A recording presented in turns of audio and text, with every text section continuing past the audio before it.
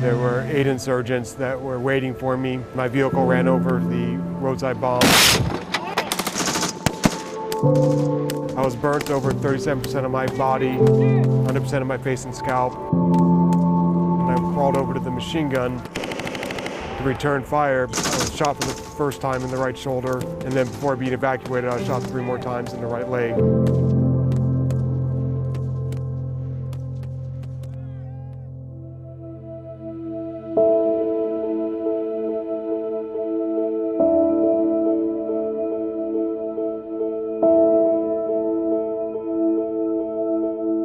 Before being injured in a 2005 ambush in Iraq, Army Staff Sergeant Jerry Majetic dedicated 4 years of his life to the Marines and another 15 to the Army.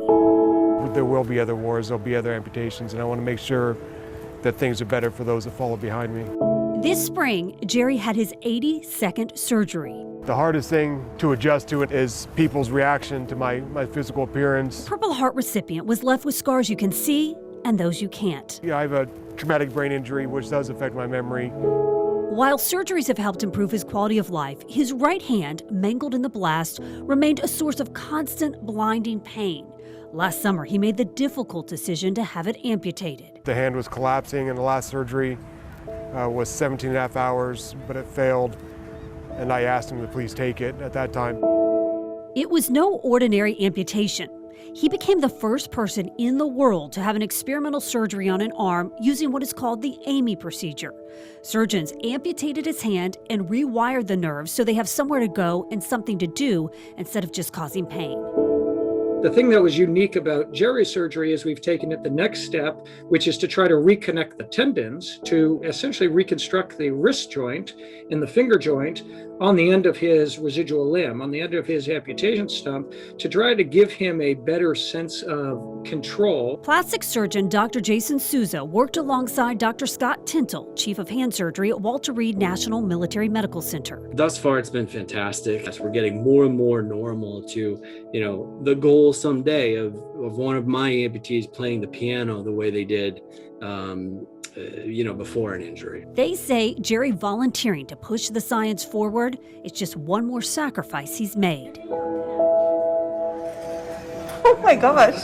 The courage to say, yeah, I'm happy to do this. I'm happy to be first. And then the patience to let us try to understand how it works. I can move my finger, you can see right here.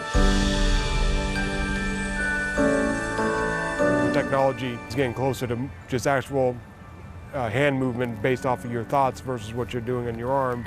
But for me, the pain being gone has changed my life. His doctors recreated a pulley system in his arm using parts from his wrist to provide a signal back to his brain so it has a sense of what's happening. Now open, and then open again. That then likely will translate into better prosthetic function. And then open again. So his fingers on the inside of his forearm actually work like our fingers do, except they're internal.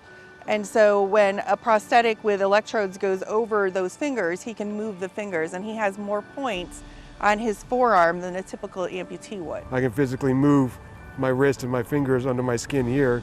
Jerry credits his wife, Mariella, whom he married 5 years ago, with helping him see he didn't have to be resigned to a life of pain. And she helped me through the process of going back to the doctor and getting the help that I needed when I'd given up on everything else. Researchers at MIT and doctors at Walter Reed and Brigham and Women's Hospital are now studying Jerry's progress closely. So if I can move forward, I'm going to do my very best to move forward, not only for myself, but for my family and for those who follow behind me, because, life is good.